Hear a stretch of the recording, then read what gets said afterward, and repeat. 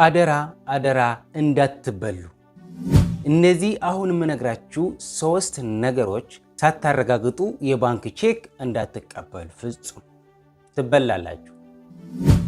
አንደኛ፣ ቼኩ የተጻፈበት ቀን መቼ ነው? 6 ወር ካለፈው ቼኩ ስለማይከፈል 6 ወር ካለፈው ቼኩ ቀኑ አይታችሁ 6 ወር ካለፈው እዛው ቼኩ መመለስ ትችላላችሁ፣ አለመቀበል ትችላላችሁ።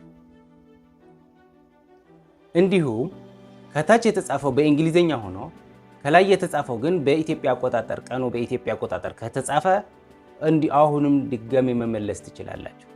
ስለዚህ ምን ለማለት ነው? በግዕዝ በአማርኛ ቋንቋ የተጻፈ ሙሉ በሙሉ ቼኩ በአማርኛ ቋንቋ ከጻፈው ግለሰቡ ቼክ የሚጽፈው ሰው በአማርኛ ከጻፈው ከላይ ያለው ቀን በኢትዮጵያን አቆጣጠር መሆን አለበት። እንዲሁም 6 ወር ያለፈው ቼክ መሆን የለበትም።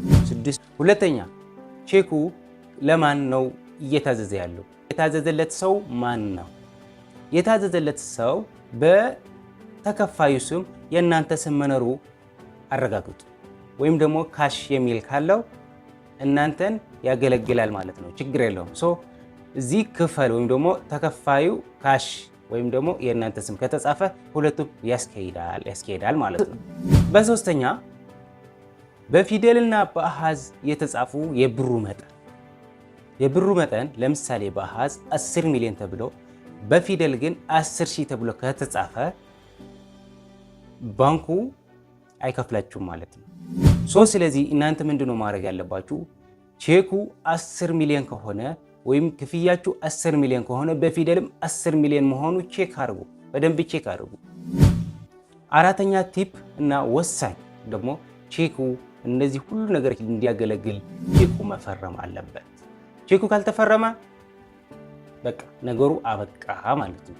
ስለዚህ በቼክ ስትሸጡ አሁን ከጨመርኩላችሁ አንድ ተጨማሪ እነዚህን 4 ነገሮች ሳታረጋግጡ ቼክ እንዳትቀበሉ ወይም ደግሞ አያገለግላችሁም ማለት ነው። ስለዚህ መጠንቀቅ ጥሩ ነው። ስለዚህ ቼክ ስትቀበሉ ማለት ነው አሁን ያልኳችሁን 4 ነገሮች በደንብ ቼክ አድርጋችሁ መሆን አለበት ማለት ነው። ይሄ ቪዲዮ ብዙ ሰው ሊጠቅም ስለሚችል ብዙ ሰው ሊያድን ስለሚችል ለወዳጅ ዘመዶ ያጋሩ። ቪዲዮን ከወደዱት ላይክ፣ ሰብስክራይብ፣ ሼር ማድረግ አይዘነጉ። በቀጣይ በሌላ ቪዲዮ እስክንገናኝ ቸር ሰንብቱ። አመሰግናለሁ።